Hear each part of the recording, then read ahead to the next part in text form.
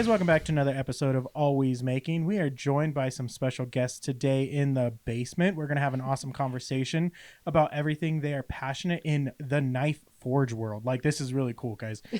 So I'm really excited to have the conversation here. But before we do, like, comment, subscribe. It helps with the podcast here. We have our Patreon you guys can always sign up for and get some stickers shipped right to your door. That helps with some of the production costs that we run into here with our production stuff. And then we have a little bit of housekeeping to take care of. Christy, you are almost ready with your fashion show pieces. Oh my gosh. I'm like more than halfway done now with the pieces for the fashion show. So that's in a couple weeks coming up. That's going to be on Saturday, August 29th. And it's open to anyone, so anyone can attend. Go ahead and check that out. That's at Mill Creek Common. And the market is running through the end of August, so I also have a booth there with some awesome stuff, so go check that out. Yeah, your pieces are available now. If you guys have seen some of the videos on the YouTube channel already of the pieces being made, you can go check them out at the booth and some of the other pieces that Chrissy has handmade there. Then we are going to be at the 9th and 9th Street Fair. That is on September 19th. I don't remember the exact hours on that, but pay attention to our social media. You guys can always check us out there. But I have been on a heavy restock of our cameras, our vintage cameras. So there should be some cool stuff that comes in for that event there. And then that's everything I think we've got going right now at the moment.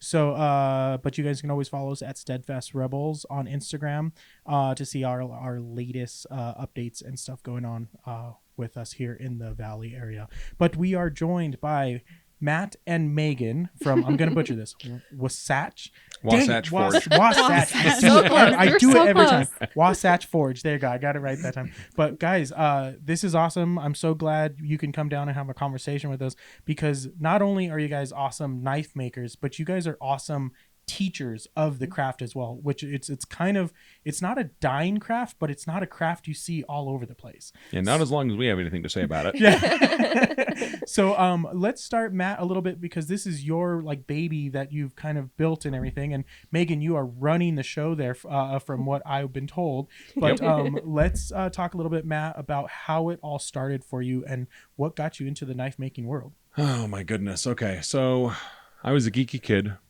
Growing up, I've been playing D&D since I was 6. Awesome. And had just enough freedom in my dad's backyard and his little mechanic shed to start putting together a wood-burning, quote-unquote, forge. So imagine the worst-case scenario you can have as a 14-year-old dumb kid with a mechanic father, and that's what I was. So I was a dumb kid, 14 years old, trying to burn down my dad's shed. That was the start. Sounds like a fun time. Wanted to make swords and knives when I grew up, and that just kind of became a little bit of a passion. Started some education. There wasn't any YouTube. There wasn't anything I had to actually go buy books and learn it from, because there wasn't any blacksmiths that I knew.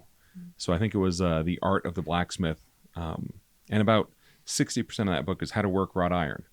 I don't have access to wrought iron. So that was a significant struggle through my junior high and high school. And then I tried to start a little business doing it on my own. That failed miserably. And then I kind of got pushed into it when my, at that point in time, soon-to-be brother-in-law said, "Hey, I know a blacksmith." And I said, "Excellent." Got introduced to him. I apprenticed up at This Is the Place Monument. I did that for a couple of seasons. And then that's when I tried to start doing my own thing and failed miserably. So that was, 17, 18. And then started working at a steel warehouse. And with all the blacksmiths that would come in there to buy steel, hobbyist blacksmiths, like, "Oh, we've got somebody to deal with you. Go talk to Matt." And so I was able to build that network. And one of the guys that was there coming in buying steel all the time to make bottle openers said, "Matt, we need to get a shop. You're on the side of your house. I'm on the side of my house. Let's go rent a shop." After a lot of cajoling, a space right next to Wasatch Steel opened up. And I walk outside the bay door because I'm working at Wasatch Steel. That's the steel warehouse. And I look over and I see Wasatch Metal. And I see the beautiful Wasatch Mountains. And I'm like, I need a name for my forge. Screw it. I'm right here. And I named it Wasatch Forge. Or Mike did. I'm not sure. he claims it was his idea. I claim it was mine. So we'll let me say it's mine because he's no longer involved. So it's all fair, mine. Yeah.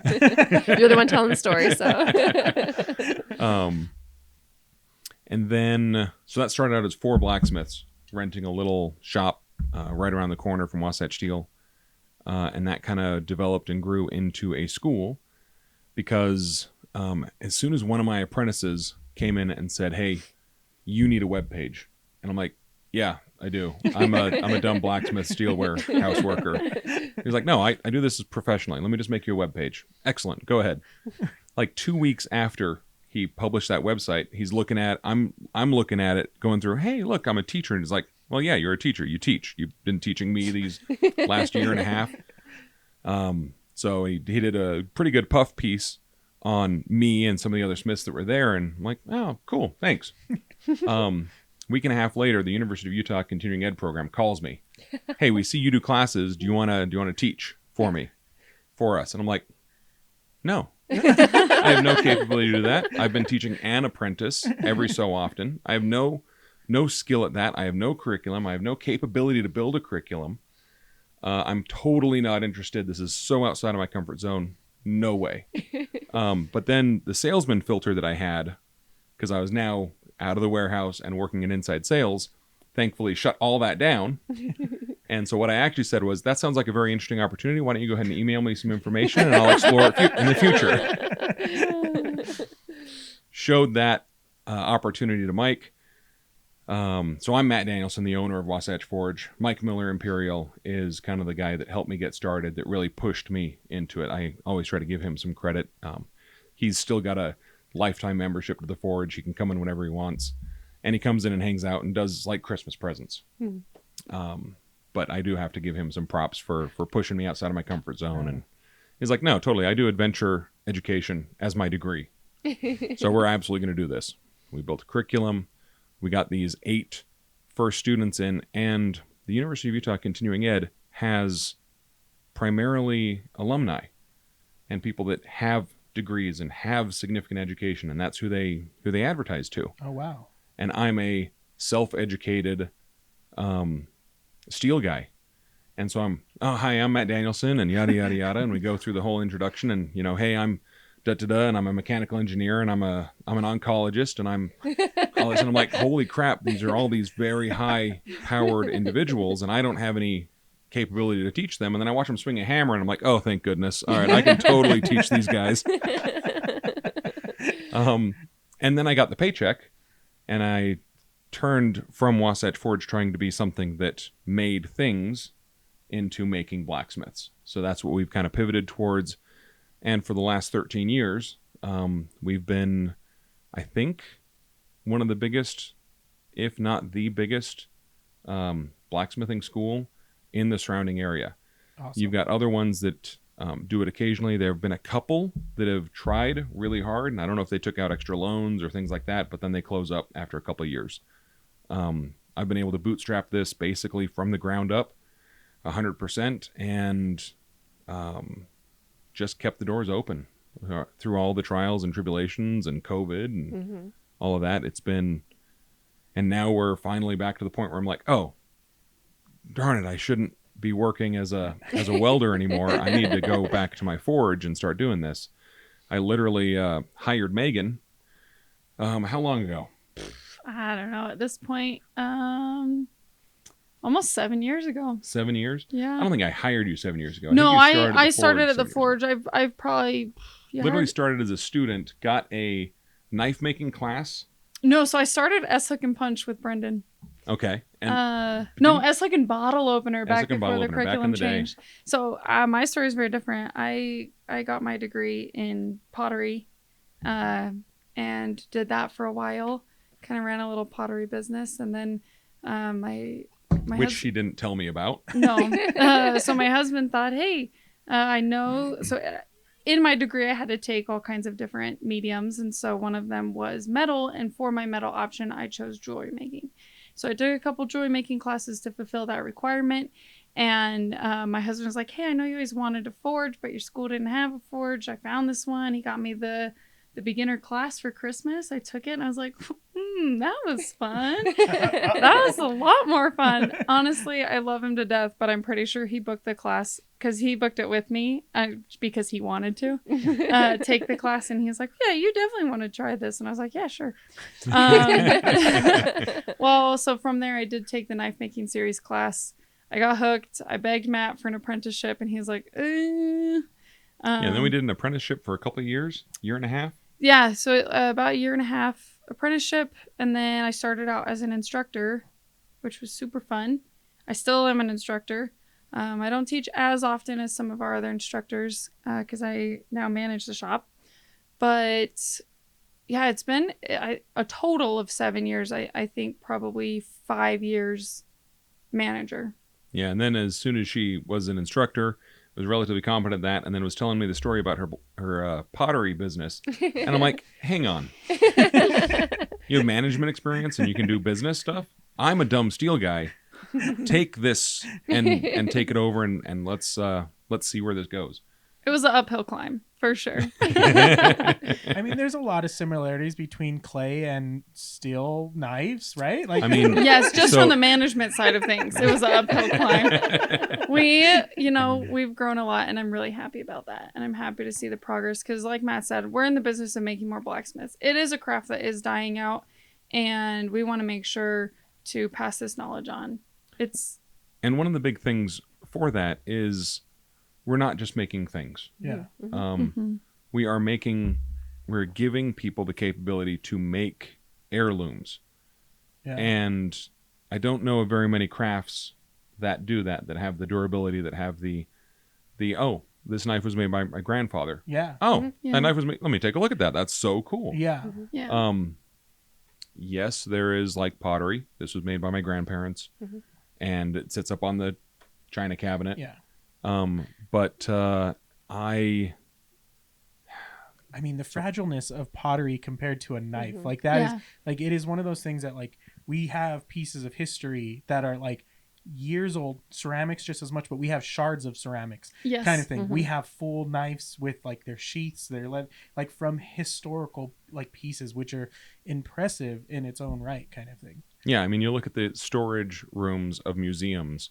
Yeah. And there is an awful lot of knives and swords and things that are not on display. That there's just a certain durability and the capability to make something with your own hands that you just have this intrinsic feel of, oh, I made something permanent. Yeah. Yeah. And it's pretty cool. It's also a tool that like allows you to do more than like don't get it wrong, like a bowl, a ceramic thing, that's a tool as well, but that tool can be a survival thing. That tool can be like something that helps with so much other stuff. I like some of the leather craft stuff we do and everything. Like I love the handmade knives that people make for leathersmith or smithing, because like those pieces are so crucial to that craft, but someone had to make that tool for them to be able to make that tool. It's a circle of like this creativeness that allows more things to happen because of where it starts.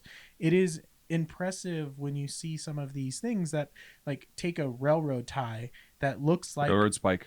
Sorry, yeah, you're so right. Sorry, we're teachers. You had a pet peeve. Sorry, my bad. You're 100% right on that. Yes, the spike part of it, which it looks like just a big ass nail.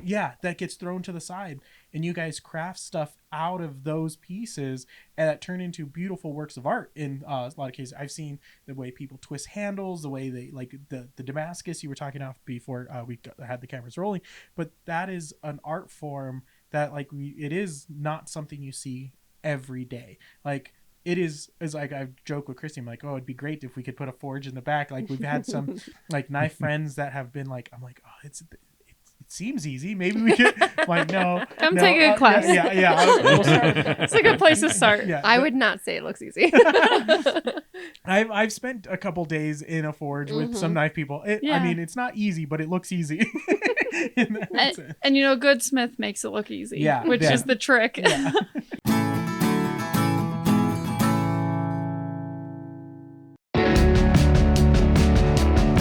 Hi guys, it's Acadia from 111 Threads. Yeah, that new shop in Sugar House, a place where you can find alterations, clothing repair, upcycled fashion, and tons of local artists. Come in Wednesday to Saturday, 11 to 7 p.m., at 1956 South, 1100 East, across from the Sugar House Post Office. You can also apply to be a vendor, check alterations bookings, and more on 111threads.com. Be sure to check us out on our Instagram at 111.threads. Thanks for supporting local artists, and I'll see you in the shop soon. We'll get back to the episode real quick, but in case you haven't heard yet, we started a Patreon to help support the podcast with 2-tier options to choose from. We're telling you this because we're starting a new segment on the show where we're taking questions from our patrons and answering them right here with our guest. This will be available for both paid and free members, so head over to patreon.com/steadfastrebels to sign up and support the show, or follow the links in the description. Now back to the show. You're very capable of finding out what parts you need to work on. It's a very reactive medium to work with. You obviously know how much progress you've gotten on it, and it's the capability from, so we do an S hook in our first class. Your first taper is literally all about hammer control and where the anvil is and all the rest of it. The second one is actually how to make a taper, and the second one is always so much better. It's amazing to watch the student go, Oh. can I put this back on the fire and work this? I'm like, no, that's part of your story. That's your first curl. Leave it. Yes, you're significantly better now, but, and it's... The first ones are always bad.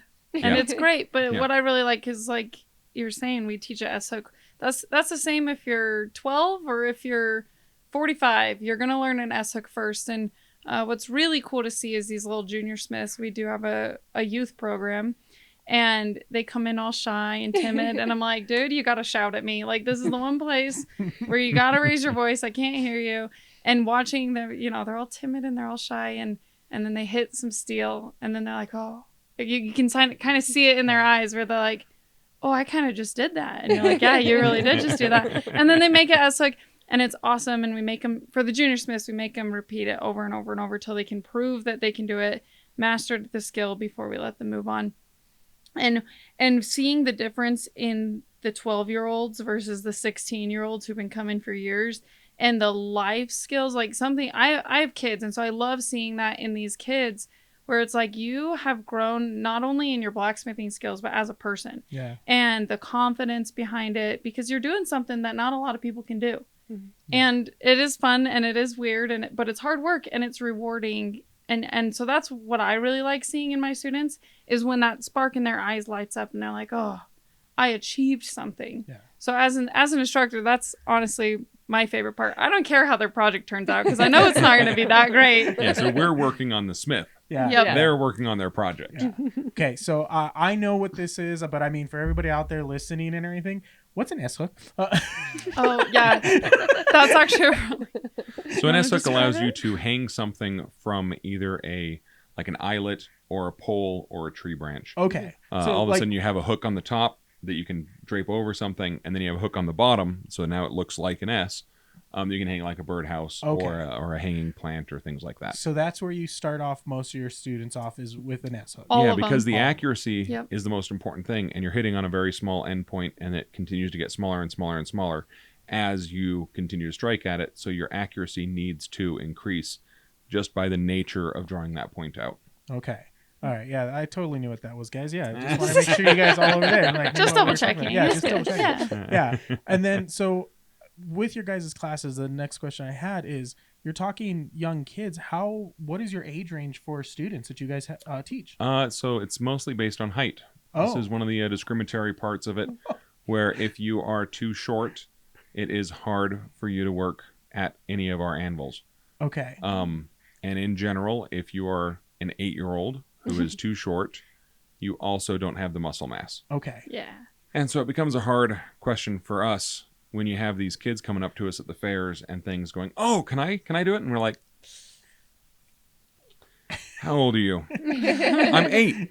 Couple more years. Give us 3 years. Yeah. We like to have ages in our junior smith is basically from 11 to 15, 16. Okay. As soon as they're 15 and 16-year-old, that's now, why not go into the adult class and work at that adult pace? The junior smith is very much based on working with the smaller framed individuals who need to take more time and have their project or their pacing of their project to be more flexible. in the initial class, you've kind of got to keep up. You've got to be working. You got to be focused. Kids don't always have that degree of attention. We also, with the kids, it's a lot of shop safety. Yeah. You know, Yes. they're going to be there. We don't allow any open forgers or anything else going on during Junior Smith because these kids are super Kids. fun, but they're kids. They're wild. And so honestly, we typically say 12 and up now because we've encountered so many 11-year-olds who just aren't tall enough, and then their parents will sign them up for a class. So if your kid's 11, if you're listening and your kid's 11, I'd recommend bringing them by the shop. Make sure they're tall enough to work at our smallest anvil. Yeah, and we do tours basically all the time. You can pop in and say hi. Pop in and say hi. Yeah. So yeah, that's a very interesting. I get the muscle mass for sure, but the height, I would have never thought that would be like kind of a situation, because I mean your fire's got to be at like a safe height. Our forges are at a safe height. All of our anvils are at varying heights. A lot of them are set pretty low just for this exact circumstance. Yeah. But you've still got to be able to generate enough force to bring that hammer down. And your anvil height has got to be at roughly your knuckle height when you're standing next to it. So that hammer face comes in at a nice flat angle. And gets that perfect. And get a full swing. Yeah. You don't overextend your elbow. It's a lot of ergonomics. Is that the right word? Yeah. Okay, Yeah. cool. Just to make sure. I thought you were the educated one. Art degree, man. It's Oh, hang on. I've made a mistake. Oh no. Awkward on the podcast, guys. Sorry. That's funny. No, but it's to help keep their body safe. Everyone's body safe while they're working. We emphasize safety a lot in our shop. But yeah, for those young kids, their bodies are adapting and changing and growing so much. We don't want to add injury to the chaos of teenage years to begin with. Yeah, it's also that, like, from my experience, the time of where that metal goes into the fire and comes out of the fire, you have only so much working time before you've got to put it back in or do the next step that you're going to be doing with it because of the heat that needs to be on that piece of metal. Do you guys use power hammers at your shop as well, or is it just all so those by are hand? more the advanced classes, and every time we're doing production, anything we can put in that power hammer or the hydraulic press, we will absolutely do. Yeah. It's a impressive power hammer and scary at the same time. It can be really intimidating. I was really scared of it to begin with, and now the power hammer's my best friend. On a long day of production. Some of the math that we do as professional blacksmiths is, once you get an apprentice who's competent, that adds 10 years to your blacksmithing career. Okay. You start out with about 10 to 15 years before you start breaking yourself down. You get a good apprentice with a good hammer, that adds 10 years. You get a power hammer, that adds 10 years. You get a hydraulic press, that adds 10 years. So all of a sudden you have to, if you want to do this professionally, because there is a certain amount of damage your body can take, and blacksmithing causes damage to your body. I wish that wasn't the case. But, I've done significant damage to my hands, and I've finally gotten them back up and running to where they're mostly okay. But if I do production for 30 hours, I literally can't do it the next week or 2 weeks. I can do about 20 hours a week if I'm not using an apprentice or a power hammer. And I can be a blacksmith until I'm 90 because I have employees. So that makes things really helpful. That's true. You got to spend somebody else's coins rather than just all yours. So this is going to be a funny question, but between the two of you here, there is a size difference. And so hammer weight wise, I imagine there are different weights for you guys that you guys are using. Sure. Okay. However, what you've got is kind of one of the standard misconceptions. Okay. If you have a heavy hammer and you're swinging a heavy hammer, you have to lift a heavy hammer. However, if you swing a medium weight hammer faster, you get more kinetic energy out of it. Okay. So the goal as a blacksmith is to learn how to swing your hammer fast and gain velocity all the way through the arc of your swing rather than wield a bigger hammer. That's actually how I did the significant. So I've got permanent trigger finger damage in my palm of my hand, and I've got some damage in my shoulder and some damage in my elbow, and this is before I got a power hammer. I literally was like, okay, so I'm 6'7". I'm 300 pounds. I worked in a steel warehouse loading steel. I am kind of the epitome of somebody looks at, thinks in the head, oh, it's a blacksmith. And they're like, oh, you're a blacksmith. Okay. Yeah, that makes perfect sense. So I, with that degree of pride, as I'm, this dumb 14-year-old kid, this dumb 17-year-old kid, this dumb 19-year-old kid, this dumb 22-year-old kid, and then as things start to, as some money comes in from a campfire cookware company, this dumb 25-year-old kid, I'm like, I'm the biggest blacksmith. There's no one bigger than me. There's no one who can swing a heavier hammer than me. For everyone listening, he's genuinely humongous. Yeah, I mean, okay, so here's the picture. I'm a normal sized person. Average, or I'm a little 5. large. Yeah, I'm 5'7", and he's just giant. Like, let me sit up taller. I'm 5'6". I know. I'm not small either. Yeah. And We like to joke that he shrinks in memory. yeah, I shrink in memory. And then everybody's like, oh, God, you are huge. He I'm like, hunches. yeah, I am. I'm trying to think of Lucas from Grizzly Forge because He's also a big guy. Yeah. he's a big guy, but I'm trying to think of like sizing you two up. I'm like, I don't know, is Lucas taller or is I'm like And so the other thing is that I'm not just tall, I'm very broad. Mm-hmm. I'm literally like 1.2 scale, just standard. I'm not stretched. And a lot of the tall people are. Oh, yeah. Sorry. there you go. No, You're it's fine. cool. It's a slight little bump, but it's fine. And so I had a significant amount of pride. And I went to, I think it was Lowe's, and I bought one of their 8-pound sledgehammers. Just your standard That hurts two-handed. my soul. And then I cut it down to a 20-inch handle, and I'm like, cool, I am the biggest blacksmith. Oh my god. And so I spent about a month working with this as my primary forging hammer. Yeah. I do all my heavy drawing, and then I'd set it down, and I get my little 3-pound hammer. I didn't know that. That's what You that did big-ass hammer at the shop No, is. that all is And that's coming why together it's now. never going to be rehandled, and it's always that, because whenever I want- tell this story for a group, Yeah. I go and I grab that hammer, and I'm like, this is how I hurt myself. Yeah. Yeah. Dang. But then for the first month, I'm like, oh my goodness, this hammer is too much. I can't do this. And I'm just absolutely sore and I can't handle it. Yeah. And I'm just broken down. Second month, I'm like, wait a minute. I am this part of me. Just my right pectoral Yeah. and down my right arm. I am the biggest blacksmith. I am amazing. I can do anything. Look at how fast I can forge myself as I'm just pounding out all these Yeah. S-hooks and steak churners and all this stuff in my little shop on the side of my house. And okay, cool. I can do this. I am the pinnacle. And then the third month I wake up and my arm is all Oof.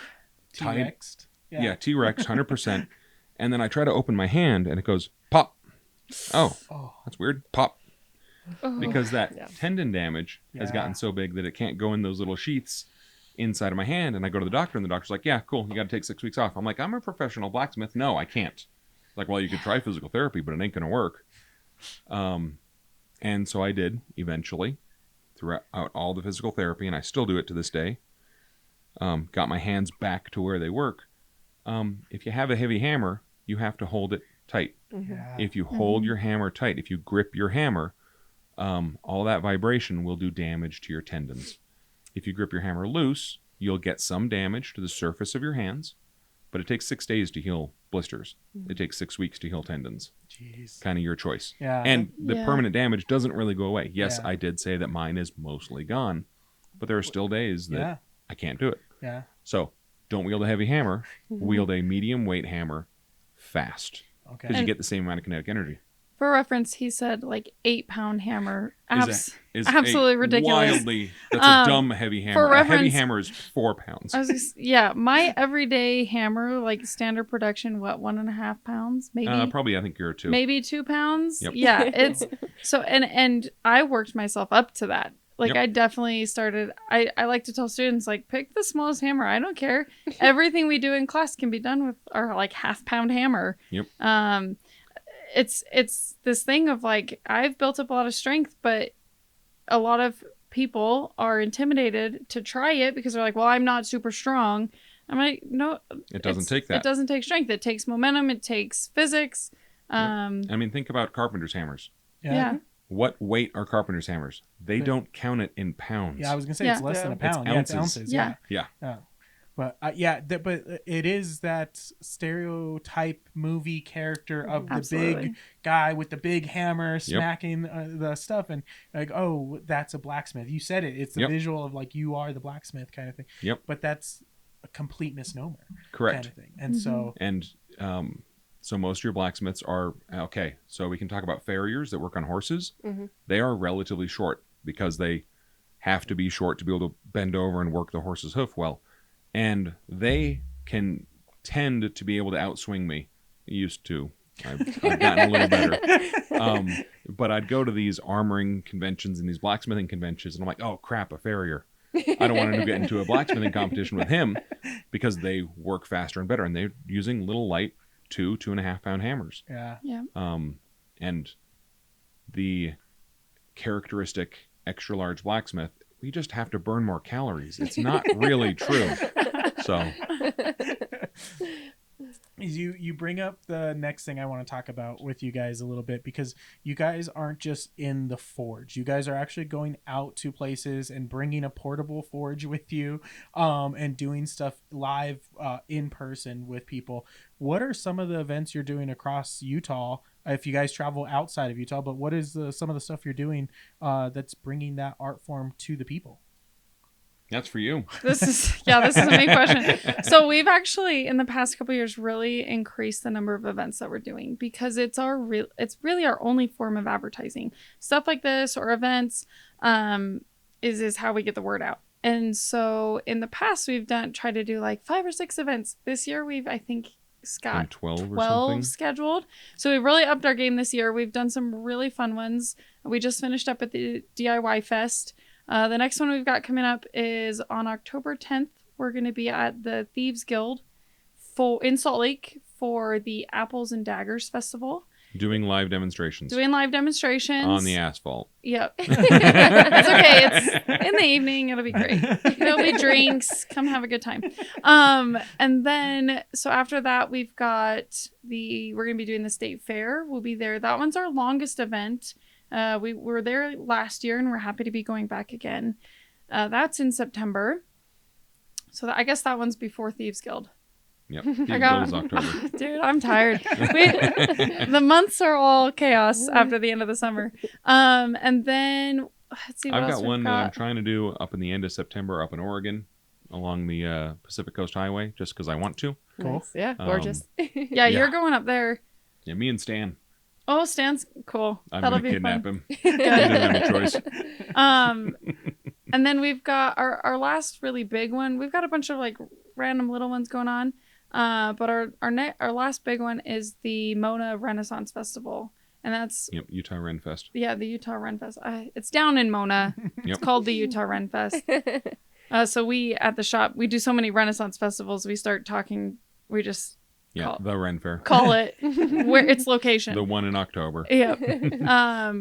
That one's always a fun time. We like getting dressed up, and unfortunately, due to like the fire and everything, we don't bring out the coal forge this year just because everything's so dry. We don't want to risk it. Yeah, we're moving away from the coal forge. That's been a bummer this year. When we bring a forge out, if it's rendezvous or medieval, we try to bring the coal forge, kind of stay in with that. Mm-hmm. But with the sensitivity to our current state on fire. Yeah, we decided we should do this as safely as possible. Yeah. And we're going to try to get a dragon's head and sculpt our forge so it actually looks like a dragon's head breathing fire. That's so cool. To kind of stay on theme or on brand, but that's the goal. But yeah, just because, so it's kind of a bummer we won't get to use the coal forge, because honestly at the Renaissance Fair, as an apprentice was the first time I got to try out and learn the coal forge, and it operates extremely differently than a propane forge, It's which a is whole what we different use at our skill set. shop. Yeah. So propane, you're just controlling very easy with the dial basically, and Absolutely. that's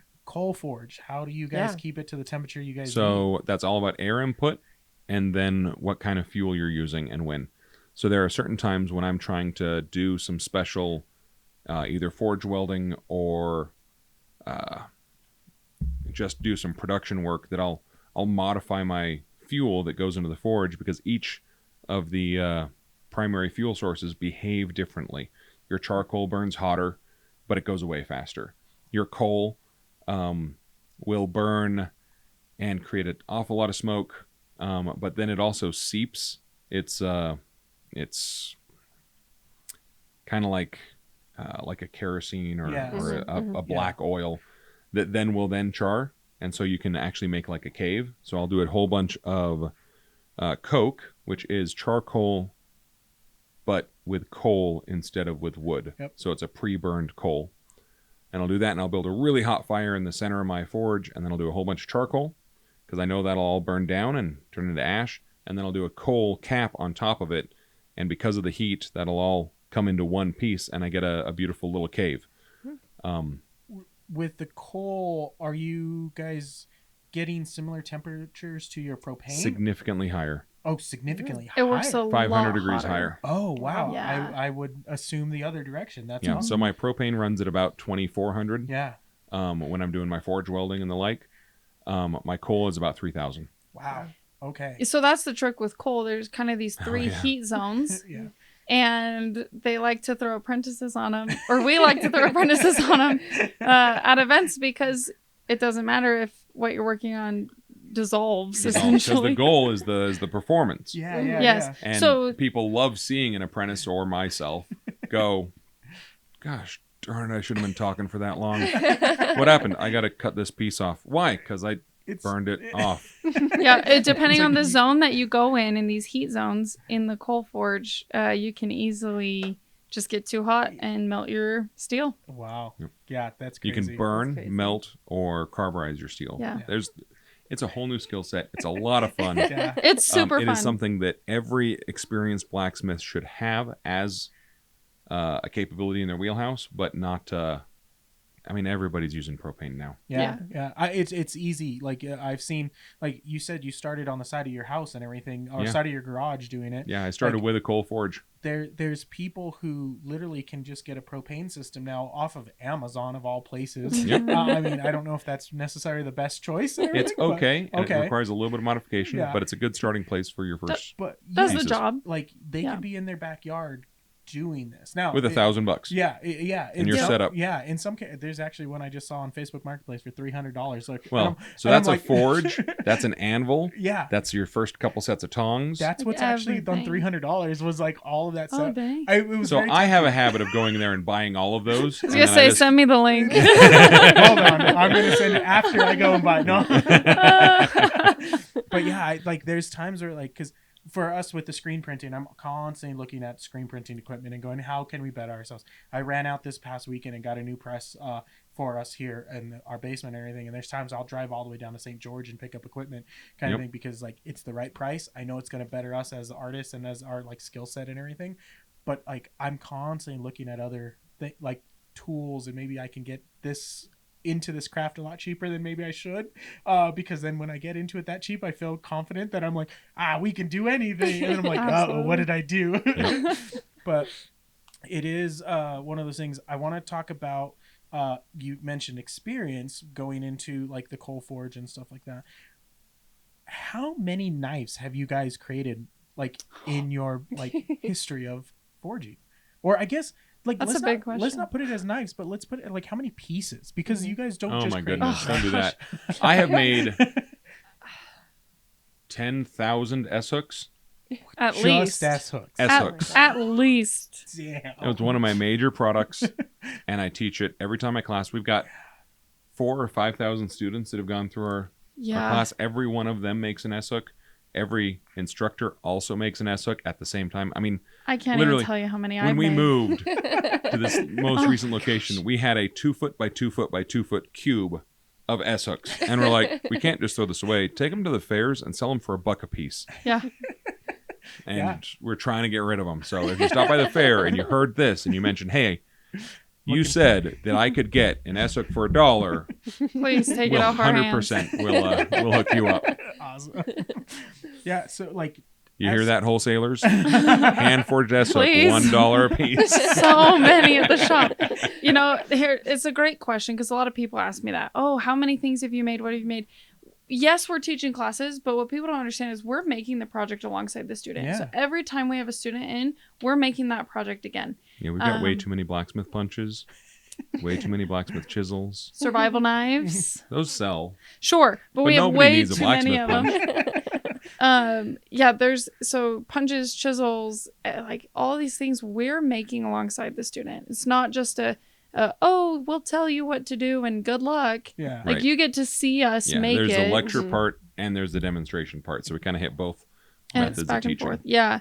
And so as far as like number of actual items, because outside of class, we're doing production for different companies. We are making our own stuff to sell. We're making stuff for the shop to sell. Just kind of like thousands of things we're producing. Several hundred of each item for a campfire cookware company Regularly. every year. Yeah. I mean, hundreds and hundreds. So we're just going all the time. Yeah. Non-stop production for you guys. Pretty much. much. Do you have a favorite thing you've ever made? Blacksmiths.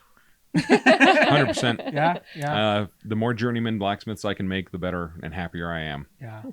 So. That is someone dedicated to the craft for sure, because like loving the products you make is one thing, but like being able to teach and share your knowledge with people and see that grow. I mean, do you have like some of like the blacksmiths that you've taught? Like, do you have stories about their like progress and their like where they're at? So there's a gentleman named Stephen Moon who's obviously by far, well, I don't know. Eric's getting pretty good.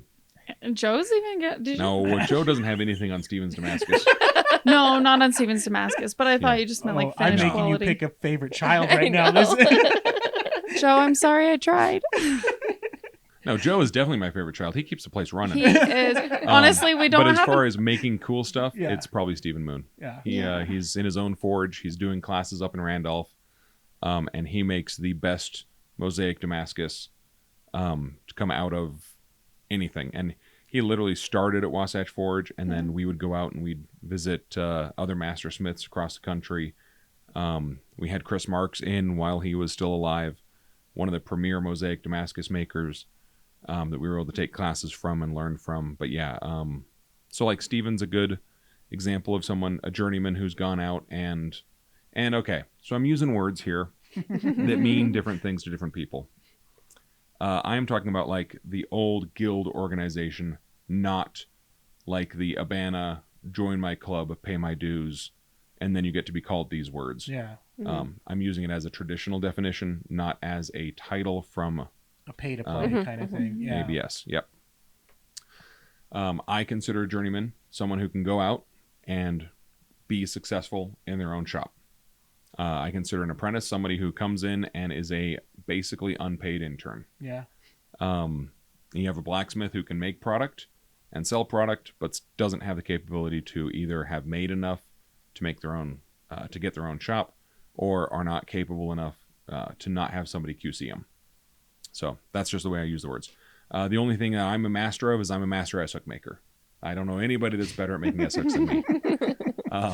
Not a master bladesmith, not a journeyman bladesmith, not an apprentice with the ABS at all. Okay.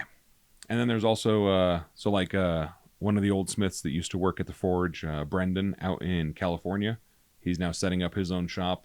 He's working on that. He was a major feature of the forge for a good number of years and spent a lot of time and a lot of effort and a lot of blood, sweat, and tears in making the forge what it is. Other than that, oh man, there's a whole bunch of other people that, so now they're called Friends of the Forge, and they can just stop in and I try to get them into the forge and doing cool stuff. We got like Daniel Jeffries down south. Mm-hmm. He's my archaeometallurgist. You said words that Yeah. make no sense. I was like, I understood metallurgist. Archaeometallurgist. What does that mean? Archaeology, Okay. but metallurgy. Yeah. Okay. So he literally goes and digs up swords and determines how they're made, what kind of processes were used in them, cuts up ancient blades and uses a scanning electron microscope to find out their slag ratios. Wow, that's And cool. That's really He's cool. so cool. Yeah, You think blacksmithing's cool. I love Dan. I was at a LTUE, Life, the Universe, and Everything convention for writers as a panelist, going and talking about how to make blacksmiths be real in your books and media, and he was on the same panel. And at the end, he comes over to me and we start chatting, and then he tells me what it is, and I just grab him and I put him in my back pocket, and I've kept him since. We always need one of those in our back pocket. Absolutely, yeah. Why wouldn't you? And so it's like, okay, you guys want to make Japanese katanas. I'm not capable of doing that. I have to get Dan in on this class, and he and I will go through this process with you. We understand enough that we can get you there, but we might make mistakes. Yeah. We're not fully capable of it. I don't know if you want to continue with that. And they're like, no, absolutely, 100%. This husband and wife, a couple other friends of the Forge now, they come to our Christmas parties.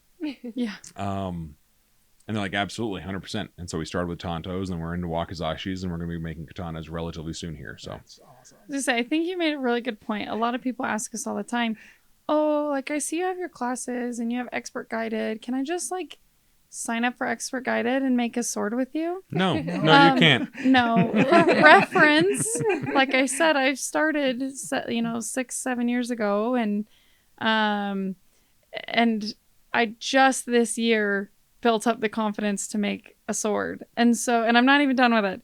But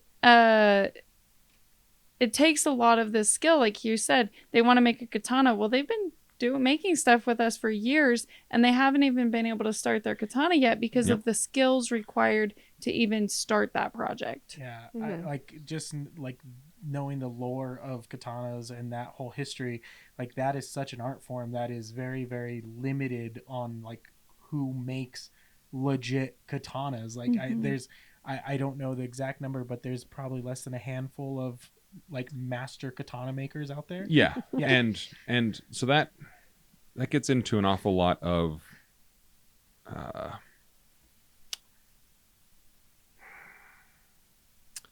I don't want to say gatekeeping. Yeah.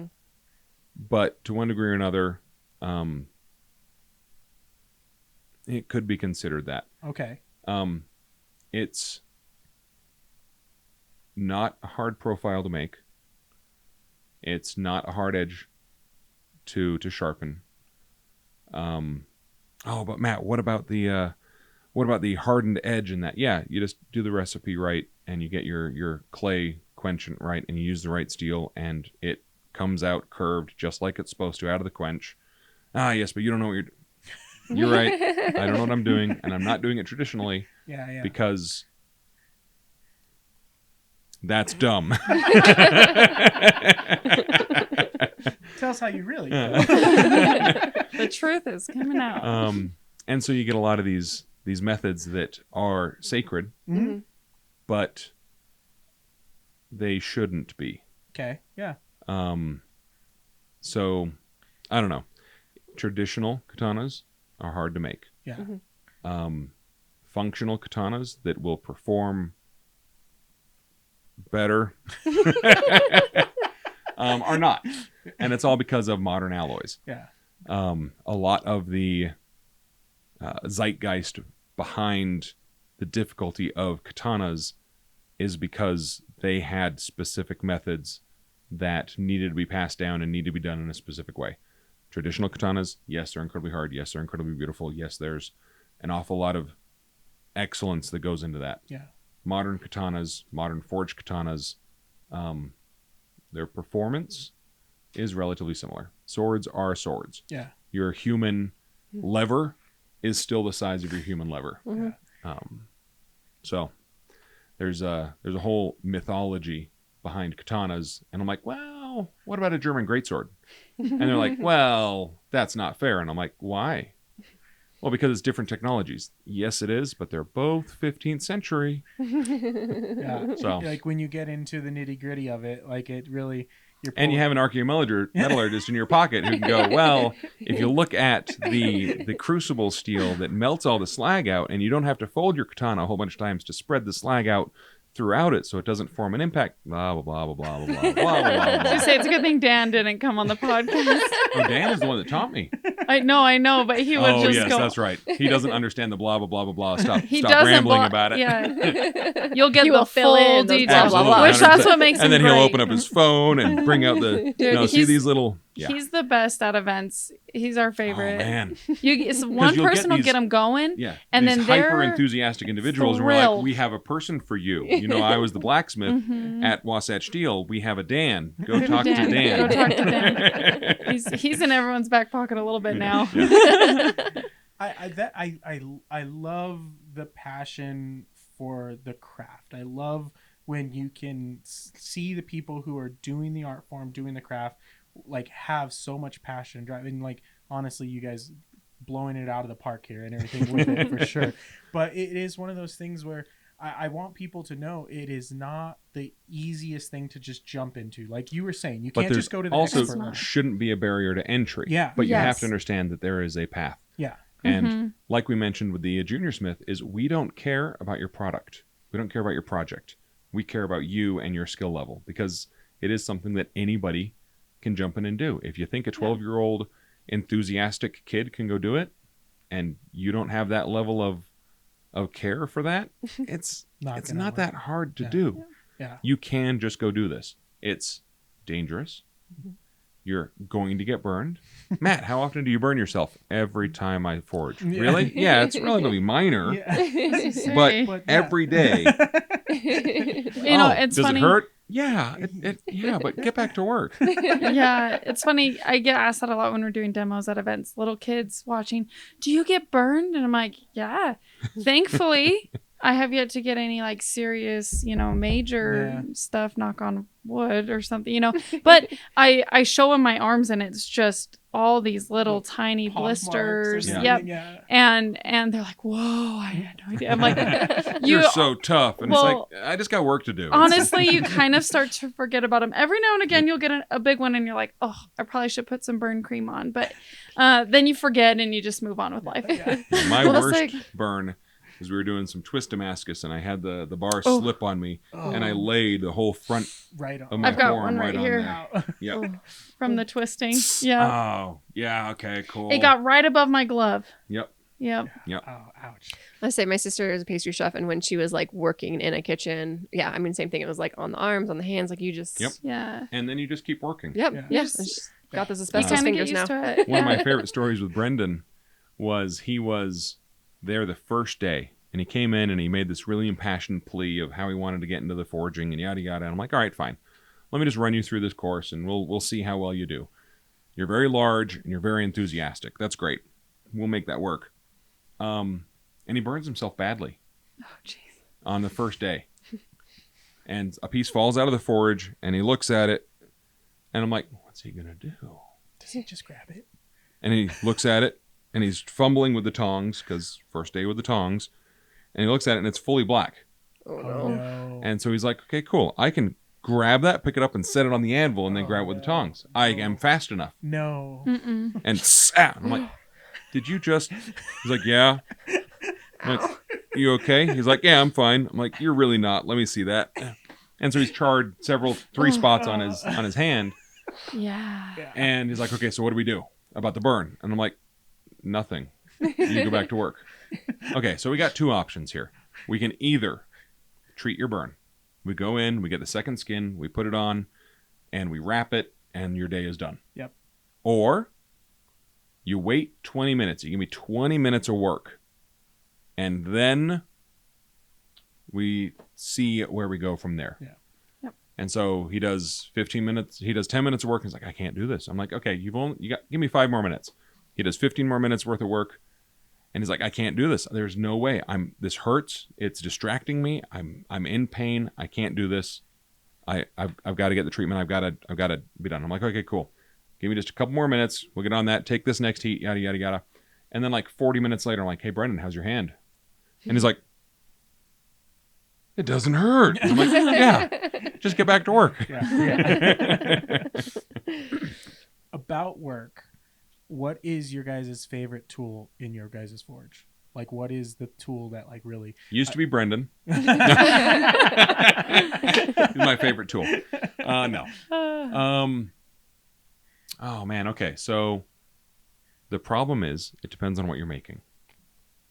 For me, it's a power hammer because it fits so many other roles that I have to do. Yeah. Mm-hmm. The one that we spend the most time on, if it's not the hammer and anvil, because that's just to be doing work, you need that.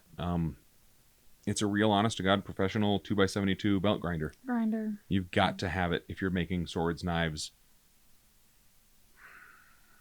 just about anything on a professional level. You need to have that piece of equipment, 2x72 belt grinder. Okay. Yeah, mine would probably be my hammer, my personal one that I made. So a lot of the instructors have made their own hammers. And the reason is we build up blisters and calluses Shaped to the handle. to the handle. So I guess the hammer is important because you get used to your hammer faces and how they move the steel. But the handle specifically is super, super important. I'd say that's probably my favorite. Like, Yeah. I could probably function without most things at the shop if I had to. Even a belt grinder, which that would suck. We're actually doing a shop A challenge. no electricity shop We're doing no challenge. electricity. We're making knives. And that has been a little brutal, but it's manageable, right? But I would hate to do it whenever I have to use a different hammer for something because my hammer doesn't have a cross peen on it.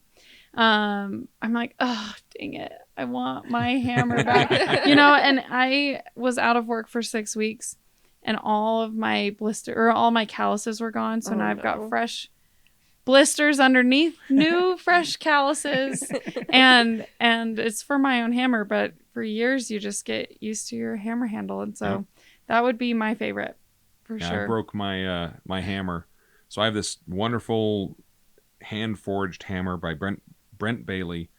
It's a beautiful piece of equipment. It's one of the best hammers in the entire shop, and it had one of his handles on it, and I'm like, cool, this is a great handle, everything's perfect. I'm using it and I break the handle because they break over time, and I just got so depressed and I took that hammer and I just tossed it in my locker, and I just never remade the handle, never did anything. I'm like, there's no way it's going to be the same. I'm going to have different patterns on my hands, and it's going to make me so grumpy because I was just using it day in and day out. And finally, one of my smiths at my shop, one of the woodworkers, said, let me see what I can do. And they did a great job getting that handle back. And then I broke that one. And then Stan has gotten good enough. And now I have a handle template that is literally on a piece of wood that sits in my locker. This is the profile from the side. This is the profile from the end. And this is what it must be. Yeah. It becomes a part of you. Yeah. Well, I'll say, like, my hammer handle broke this year, but the way that it broke, I went and made another handle for it, and I was all bummed and tried to make it close, and it was fine. But I finally, I saved my old hammer handle, and I was looking at it, I'm like, if I just made this a little shorter, so I just ended up cutting off the top and reusing my old. I popped out the new one that I made. It's sitting up on my car as a backup. But I was like, I was so sad. Like you said, I was so sad. It hurts your soul a little bit. Yeah. And so I went through all the effort to just use my exact same hammer handle, just like an inch shorter. I was like, this works great. And it has. So I'm really relieved. I love talking with other makers and craftsmen about their tools because it is so important to everything we do. The like specialty tools that come from your craft that only you are going to know from like the endless hours in your craft, like what like really changes that for you. Like everybody we have on here, I try to ask what that tool is for them because it is such an interesting conversation that everyone has about that special piece for them. And I know, like, from my experience with other blacksmiths, like the hammer like is such a crucial thing, and it's just a part of you. It becomes an extension of your hand, of your body. Yeah. I want to make sure, because this conversation has been awesome, I could go for another 2-3 hours with you guys on all this stuff because you guys really are passionate about what you do, and it comes through like greatly. And I want everybody who like has watched this or listened to this and wants to go and learn from you guys and see what you guys are doing. What is the best like method for them to like find you online or like look for you guys and get more information about what you guys are doing? we got a couple good options.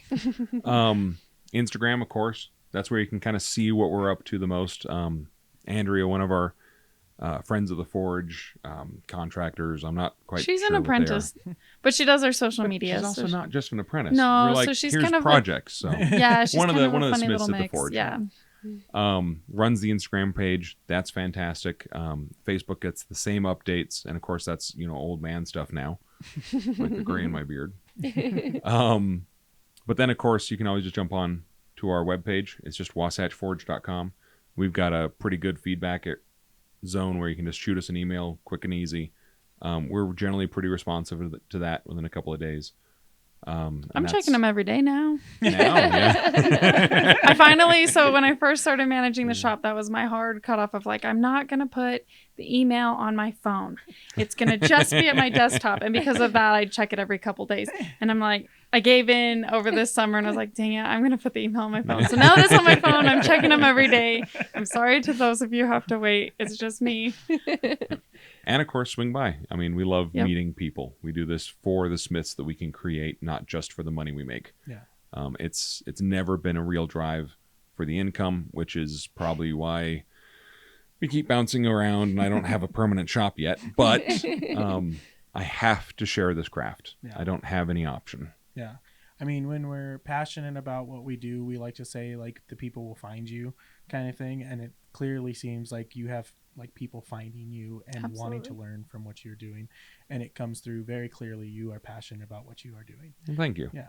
But thank you guys for coming down, having a conversation with us. We really do appreciate it. Trusting to come down to some stranger's basement. And we met in person. It was fine. But that is going to do it for our episode here, guys. If you guys want to learn more, go check out what they're doing. Go see them in person. Their setup is awesome. I'm bummed we won't get the Cole one at the Ren Fair, but still, what they're doing, guys, is pretty awesome. But that's going to do it. If you guys want to help support the show, you guys can always join our Patreon. You can always follow us on social media. Like, comment, subscribe on this video. If you guys know more artists or makers in the greater Salt Lake area, please send them our way. We'd love to have a conversation. But that's going to do it. We'll see you guys on the next one. Bye. Thanks. Bye. Bye. Bye.